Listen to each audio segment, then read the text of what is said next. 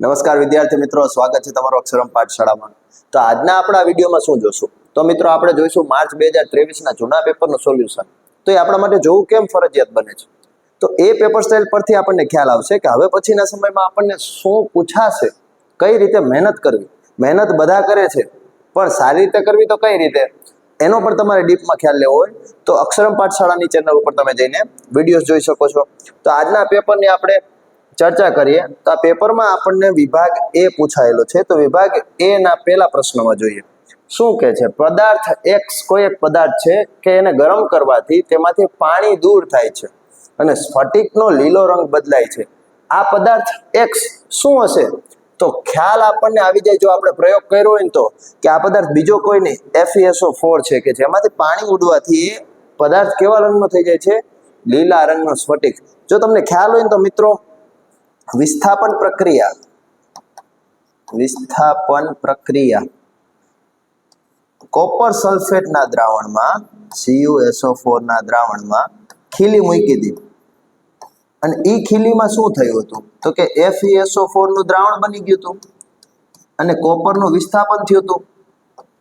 એ copper ક્યાં ચોંટ્યો હતો તો કે ખીલી પર ચોંટ્યો હતો કોપર, એટલે ખીલીનો રંગ કોપર જેવો થઈ ગયો હતો અને દ્રાવણનો રંગ કેવો થયો હતો કે દ્રાવણ સુકાય છે ને પછી આ લીલા રંગનો થાય છે, કેમ કે એમાં કયા સ્ફટિક હોય છે?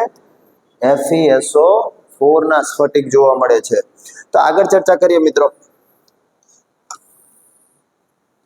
બીજો પ્રશ્ન, નીચે દર્શાવેલ સંયોજનના બંધારણ પરથી તેનું નામ જણાવો। તો આ બંધારણ છે એ બંધારણની અમુક ખાસિયતો હોય છે, જેમ કે અહીંયા કયો સમૂહ આવેલો છે તો પહેલા તો આપણે એ જોઈ લેવાનું, OH છે એટલે એને આલ્કોહોલ સમૂહ કહેવાય। કયો સમૂહ? આલ્કોહોલ સમૂહ। હવે આ આલ્કોહોલ સમૂહમાં પ્રત્યય શું લાગે છે તો કે અહીંયા ઓલ લાગે છે, જો ઓલ। તો આલ્કોહોલ સમૂહના કોઈ પણ સભ્ય હશે જેનું બંધારણ આપ્યું છે તેના નામકરણમાં અંતે એને ઓલ લાગશે। તો અહીંયા જો તો ઓલ શેમાં લાગે છે? એક ઇથેનોલમાં લાગે છે, એક પ્રોપેનોલમાં લાગે છે।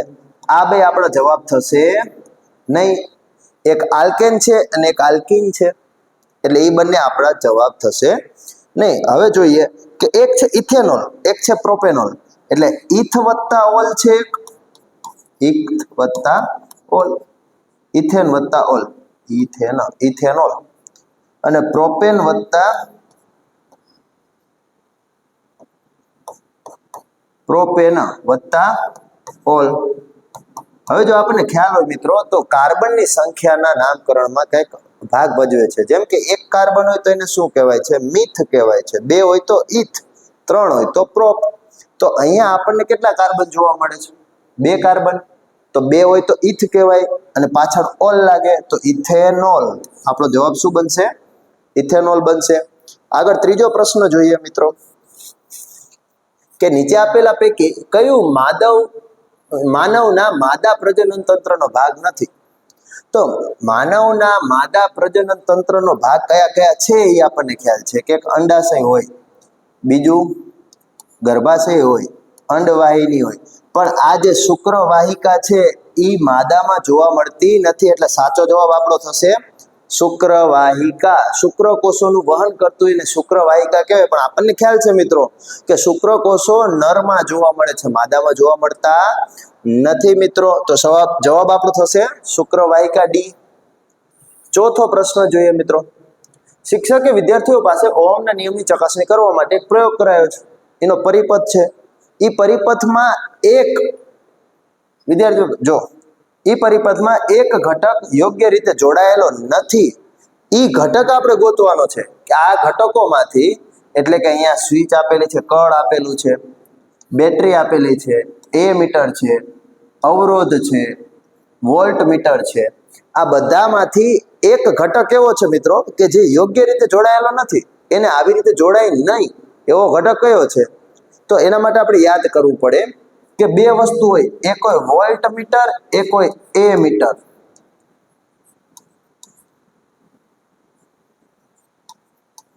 તો વોલ્ટ મીટર છે ને એને હંમેશા મિત્રો એ મીટર અને વોલ્ટ મીટર હોય, એમાંથી વોલ્ટ મીટરને હંમેશા સમાંતરમાં જોડાય છે, પરિપથના સમાંતર જોડાણમાં જોડાય છે। અને એ મીટરને હંમેશા શ્રેણી જોડાણમાં જોડાય છે. તો અહીંયા જોઈએ શેમાં ભૂલ છે, તો કે જો આ રહ્યો એ પરિપથ છે આપણો, તો એને સમાંતરમાં તો વોલ્ટમીટર છે એટલે વોલ્ટમીટર તો સાચો છે, પણ જો આ એ મીટર એના સમાંતરમાં છે, એની શ્રેણીમાં હોવો જોઈએ. અહીંયા ક્યાંક એ મીટર હોત તો એના શ્રેણીમાં કહેવાય તો એ સાચો બનત, પણ અહીંયા તો એ સમાંતરમાં છે, માટે આ ખોટું જોડાણ છે. તો આપણો જવાબ શું બનશે મિત્રો? જોવો તો એ બી સી ડી માંથી એ મીટર જવાબ બનશે. નેક્સ્ટ જોઈએ, કોઈ કક્ષામાં ઇલેક્ટ્રોનની મહત્તમ સંખ્યા કયા સૂત્ર પર આધાર રાખે છે? તો કક્ષા અને ઇલેક્ટ્રોનની વાત કરે છે. કોઈ પણ પરમાણુ હોય છે તો એને એક કેન્દ્ર હોય છે. જો માની લો પેલા આપણે એક પરમાણુ દોરીએ, આ એનું કેન્દ્ર. તો પેલો જ પરમાણુ આપણે હાઇડ્રોજન લઈ આલો, તો હાઇડ્રોજનમાં એક ઇલેક્ટ્રોન હોય. પેલી કક્ષામાં કેટલો ઇલેક્ટ્રોન? એક હોય. હવે પછી હિલિયમ આવે છે, એની પાસે 2 ઇલેક્ટ્રોન, તો પેલી કક્ષામાં 2 ઇલેક્ટ્રોન થઈ ગયા. એ પછી ત્રીજું આવે છે લિથિયમ, તો હવે એ બીજી કક્ષામાં ઇલેક્ટ્રોન પ્રવેશે. પહેલી કક્ષામાં મહત્તમ કેટલા ઇલેક્ટ્રોન આવ્યા?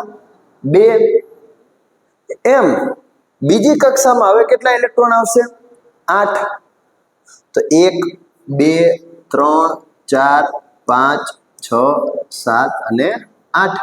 હવે નવો જે ઇલેક્ટ્રોન આવશે એ ત્રીજી કક્ષામાં ભરાશે. તો પહેલી કક્ષામાં 2 ઇલેક્ટ્રોન, પહેલી કક્ષામાં 2 ઇલેક્ટ્રોન, બીજી કક્ષામાં 8 ઇલેક્ટ્રોન, ત્રીજીમાં કેટલા હશે મિત્રો? તો એનું એક સૂત્ર છે, એ સૂત્ર પરથી ખ્યાલ મળી શકે. એ સૂત્રની કિંમત છે આવું છે, જો 2n². n એટલે કક્ષાનો ક્રમાંક, n બરાબર કક્ષા ક્રમાંક. તો પહેલી કક્ષા માટે જ્યારે n બરાબર 1 લઈએ છીએ આપણે, ત્યારે ઇલેક્ટ્રોનની સંખ્યા કેટલી થાય છે? જુઓ તો 1/2, 1 × 2 એટલે કેટલા થાય? 2 થાય છે. n બરાબર 2 લઈએ તો શું થાય છે મિત્રો? તો ઇલેક્ટ્રોનની સંખ્યા જુઓ તો 2/2 4 × 2 એટલે 8 થાય છે મિત્રો. તો જો પહેલી કક્ષામાં 2 ઇલેક્ટ્રોન, બીજી કક્ષામાં 8 ઇલેક્ટ્રોન. આવી રીતે ત્રીજી કક્ષામાં કેટલા હશે તમારે કમેન્ટમાં જણાવવાનું છે. અને વધુમાં આપણે આ સૂત્રને યાદ રાખવાનું છે કે ઇલેક્ટ્રોનની મહત્તમ સંખ્યા જ્યારે શોધવી હોય છે ત્યારે 2n² સૂત્રનો ઉપયોગ થાય છે. નેક્સ્ટ જોઈએ, પ્રશ્ન એવો છે કે પ્લાઝ્મોડિયમમાં એક કોષીય સજીવ એક સાથે અનેક સંતતિ કે બાળકોષોમાં વિભાજન થાય છે. અનેક કીધું છે, એક કે બે નહીં, બહુ બધા, અનેક કોષોમાં વિભાજિત થાય છે. તો વિભાજિત થવું એટલે ભાજન થવું, પણ બહુ બધા કોષોમાં, એટલે આને કહેવાય છે બહુભાજન. બહુભાજન કહે છે મિત્રો. 7મો પ્રશ્ન છે, જો અભિનેત્રી દીપિકા પદુકોણના પિતા પ્રકાશ પદુકોણ બેડમિન્ટન રમતના ખેલાડી હતા. હવે રમત કે અદાકારી એટલે એક્ટિંગ જેવી ક્ષમતાઓ આનુવંશિક નથી, કારણ કે તે પ્રજનન કોષોના, તો આપણને ખ્યાલ છે કે આનુવંશિક જે પણ આપણને ક્ષમતાઓ મળે છે કે ઊંચાઈ હોય, કદ હોય, કોઈને ચેસ્ટ હોય કે પહોળા આપણા ખભા હોય, અવાજ હોય, એ બધી વસ્તુ આપણા ડીએનએ માંથી મળતી હોય છે. તો અહીંયા આ નથી, કારણ કે તે પ્રજનન કોષોના ડીએનએ માં ફેરફાર થતો નથી. જો ડીએનએ માં ફેરફાર થાત તો એને આગળ મળત, આનુવંશિકમાં આવત એ ગુણ, પણ એ આવતો નથી કેમ કે એના ફેરફાર થતા નથી. લેન્સમાં પાવરનું એકમ, લેન્સ છે એનો પાવર હોય પી. લેન્સના પાવરનું સૂત્ર શું છે? 1/f. f એટલે કેન્દ્ર લંબાઈ. તો કેન્દ્ર લંબાઈના વ્યસ્તને શું કહે છે? લેન્સનો પાવર. પણ અહીંયા પૂછ્યો છે એનો એકમ, એને કહેવાય ડી, ડાયોપ્ટર. ડાયોપ્ટર કહે છે લેન્સના પાવરનો એકમ ડાયોપ્ટર છે. 3 માર્કમાં આ પ્રશ્ન આવી શકે, લેન્સના પાવરનું સૂત્ર જણાવોને એનો દાખલો આવી શકે, અથવા તો 2 માર્કમાં શું આવી શકે? તો કે લેન્સનો પાવરની વ્યાખ્યા અને તેનું સૂત્ર આવી શકે છે. તો આપણા માટે અગત્યનું બને છે. હવે નેક્સ્ટ જોઈએ આપણે, વિધાનો ખરા છે કે ખોટા તે જણાવો. આ વિધાન સાચું છે કે ખોટું તે આપણે જણાવવાનું છે. તો અસંતૃપ્ત હાઇડ્રોકાર્બન. હવે હાઇડ્રોકાર્બનના 2 પ્રકાર છે મિત્રો. આ હાઇડ્રોકાર્બન છે એના 2 પ્રકાર. એક છે સંતૃપ્ત અને બીજું છે અસંતૃપ્ત.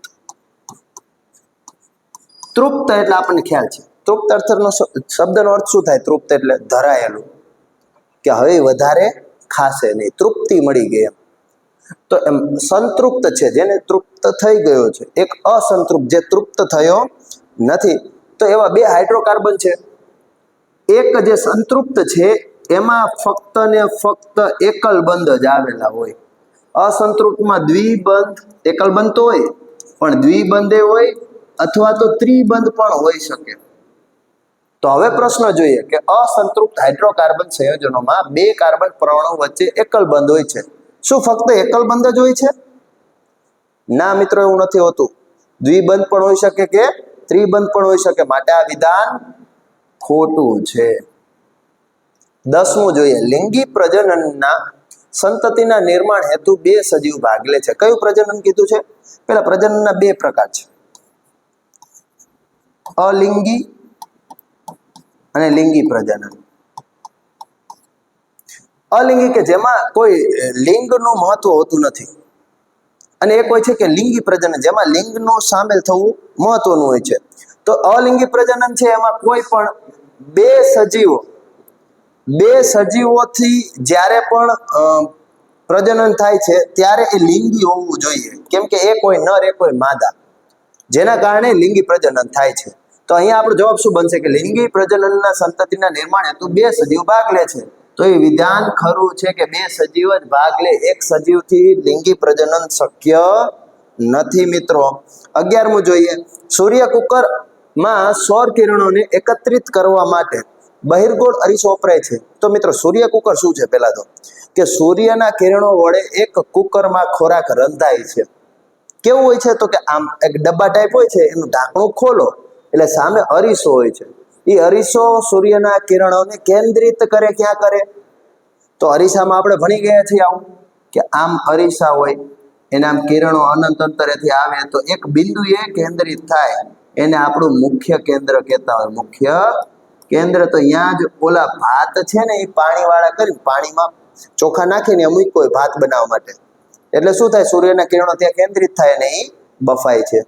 તો આવી રીતે મિત્રો મુખ્ય કેન્દ્ર પર કિરણો કેન્દ્રિત થાય છે, પણ એમાં કયો અરીસો વપરાય? બહિર્ગોળ નહીં. અહીંયા જો તો કયો અરીસો છે?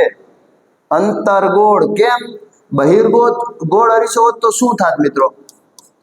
તો બહિર્ગોળ અરીસો છે ને એ આવી રીતે કિરણને પાછા ફેંકી દે, કેન્દ્રિત કરતો નથી. આભાસી પાછળ અરીસાની પાછળ કેન્દ્રિત કરે છે, પણ આપણે તો ક્યાં જોઈ છે?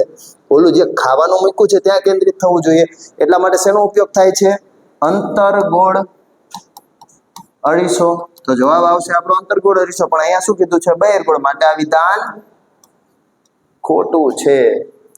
નેક્સ્ટ જોઈએ 12મું, મેન્ડેલિફનો આવર્તનો નિયમ લખો. મેન્ડેલિફ શું કહે છે?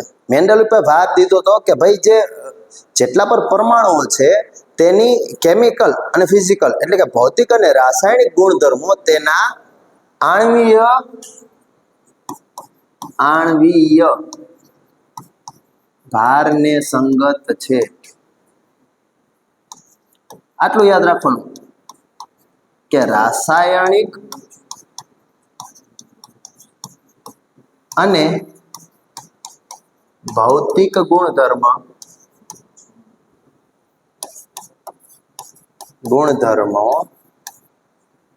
એ આણ્વીય ભારને સંગત છે એવું કીધું હતું. કોઈ પણ પરમાણુના રાસાયણિક ગુણધર્મ અને તેના ભૌતિક ગુણધર્મ મિત્રો શું છે?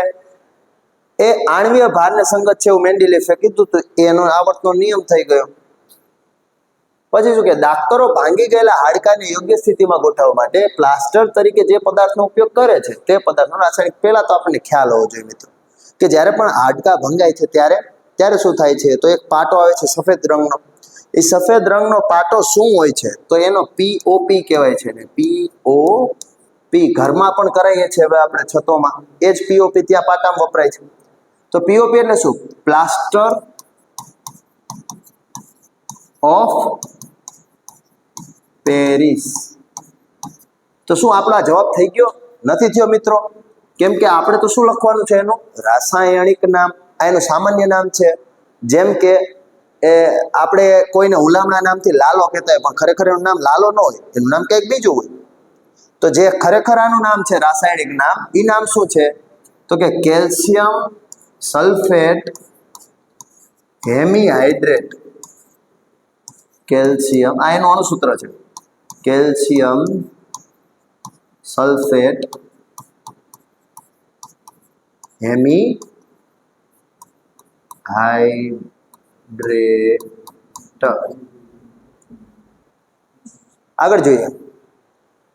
14મો પ્રશ્ન છે. 3 વિદ્યાર્થીઓ સલમાન, સુરેશ અને શિવાની પાસે નીચે મુજબ અરીસાઓ છે. તો 3 અરીસા છે, 3 વ્યક્તિઓ છે, કે સલમાન પાસે આવો કયો અરીસો છે? આ અરીસાનું નામ શું છે? જો તો બહારની બાજુ ચળકતી છે, તો એને બહારની એટલે બહિર્ગોળ. હવે અહીંયા જો તો સીધો અરીસો છે, વળેલો નથી, તો આને સમતલ અરીસો કહેવાય. અને આ અરીસો છે એની અંદરની સપાટી ચળકતી છે, એટલે એને અંતર્ગોળ અરીસો કહેવાય. તો અહીંયા જુઓ તો મિત્રો કે આપણને પૂછ્યું શું છે? 3 વિદ્યાર્થીઓ વસ્તુનું પ્રતિબિંબ પડદા ઉપર ઝીલવાનો પ્રયાસ કરે છે. એટલે પડદા ઉપર જે ચિત્ર ઝીલાય, તો એવા પ્રતિબિંબને શું કહેવાય છે? એવા પ્રતિબિંબને વાસ્તવિક પ્રતિબિંબ કહેવાય છે. તો આ વાસ્તવિક પ્રતિબિંબ આ ત્રણેયમાંથી કેમાં જોવા મળે છે? એ જ પૂછ્યું કે તો કોણ સફળ થશે? આ ત્રણેયમાંથી કોણ સફળ થશે? તો જેના અરીસાનું પ્રતિબિંબ વાસ્તવિક પડી શકે એ મિત્રો સફળ થશે. તો આ ત્રણેયમાંથી કેમાં? તો ફક્ત અંતર્ગોળ અરીસો જેવો છે કે જેમાં વાસ્તવિક અને આભાસી આ બંને પ્રતિબિંબો જોવા મળે છે. બાકી આ બેમાં જોવા મળતા નથી. તો વાસ્તવિક પ્રતિબિંબ શેમાં જોવા મળે છે? અંતર્ગોળ અરીસામાં.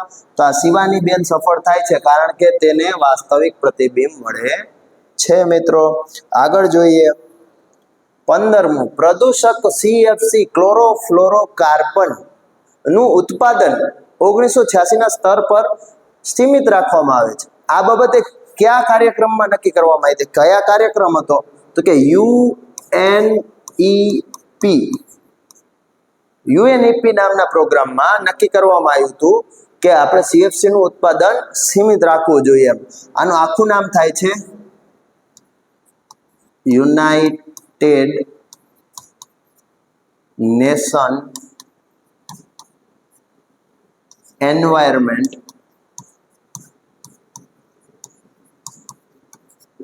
પ્રોગ્રામ. બધા દેશોએ ભેગો થયો અને નક્કી કર્યું કે આપણે આને રોક લગાવી જોઈએ અથવા તો આ CFC ના ઉત્પાદનને ઘટાડવું જોઈએ. પણ એ પ્રોગ્રામ કયો હતો? UNEP. આનું આખું નામ પણ યાદ રાખવું, 1 માર્કમાં કદાચ એ પણ પૂછી શકે. 16મો પ્રશ્ન છે. જૈવ વિવિધતા એટલે શું? ગુજરાતી આવડે તો વિજ્ઞાન આવડે. જૈવ એટલે સજીવોમાં, વિવિધતા તો કે આપણને અલગ અલગ પ્રકારના સજીવો જોવા મળે છે, જેમનો ખોરાક પણ અલગ અલગ છે, જેમની રહેણી કહેણી પણ અલગ અલગ છે, જે અલગ અલગ વિસ્તારોમાં રહે છે. તો આવા સજીવોની વિવિધતા જે આપણને જોવા મળે છે એને જ તો મિત્રો કહેવાય છે જૈવ વિવિધતા. એટલે સજીવોમાં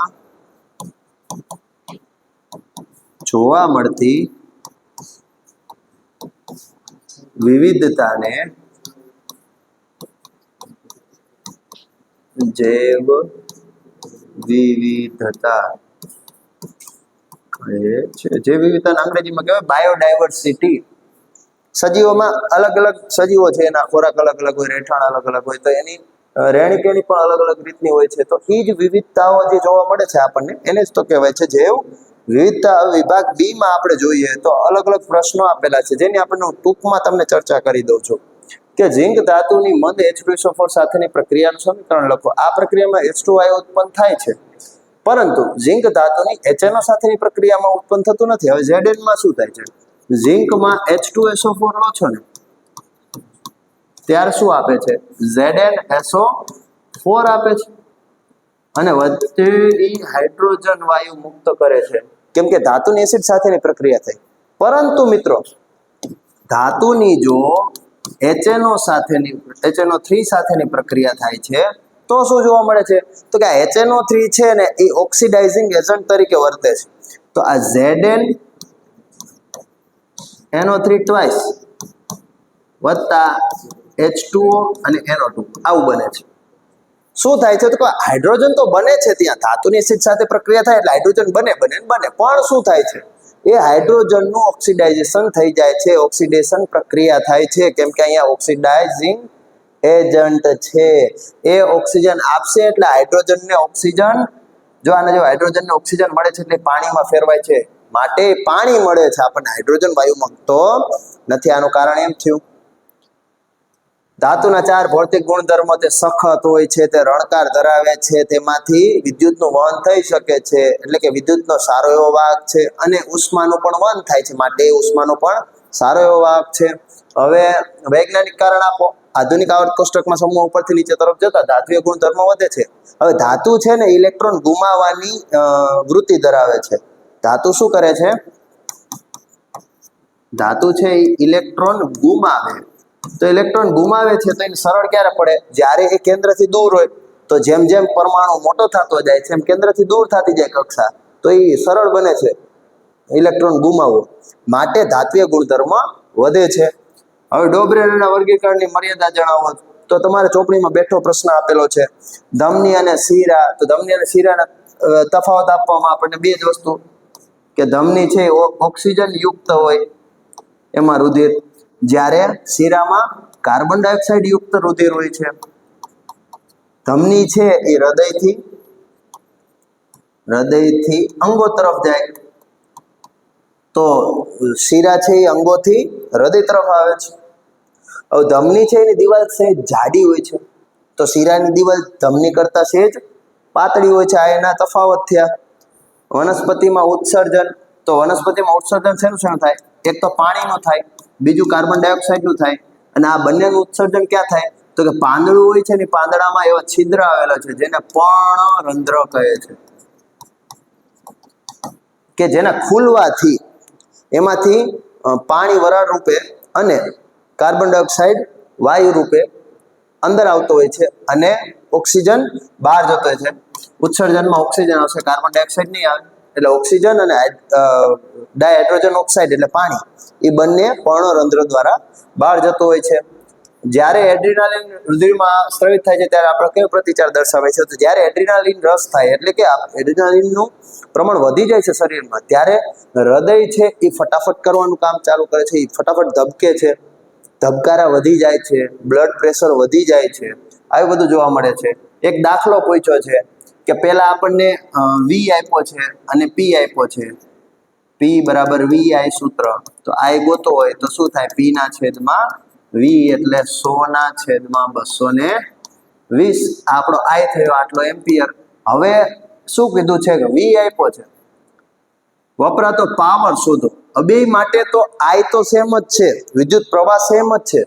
તો હવે આપણે આઈ કેટલો લેવાનો છે?